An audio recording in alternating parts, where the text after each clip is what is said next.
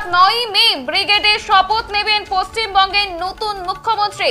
মমতা বন্দ্যোপাধ্যায়কে ভবানীপুরে হারিয়েছেন শুভেন্দু অধিকারী, অন্যদিকে নন্দীগ্রামে জিতেছেন তিনি।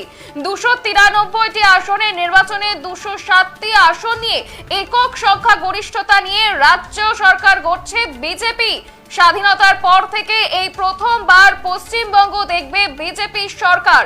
শপথ গ্রহণ অনুষ্ঠানে উপস্থিত থাকবেন খোদ প্রধানমন্ত্রী নরেন্দ্র মোদী।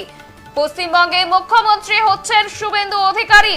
পশ্চিমবঙ্গে প্রথম বিজেপি সরকারের নয়া মুখ্যমন্ত্রী হচ্ছেন শুভেন্দু অধিকারী। বিজেপির শীর্ষস্থানীয় নেতৃত্বের সূত্রের খবর, আগামী মুখ্যমন্ত্রী হতে চলেছেন শুভেন্দু অধিকারী। সূত্রের খবর, সব বিধায়কের সহমতে মুখ্যমন্ত্রী পদে শপথ নিতে চলেছেন শুভেন্দু অধিকারী। বিজেপি সরকারে পশ্চিমবঙ্গে প্রথম মুখ্যমন্ত্রী হচ্ছেন শুভেন্দু অধিকারী।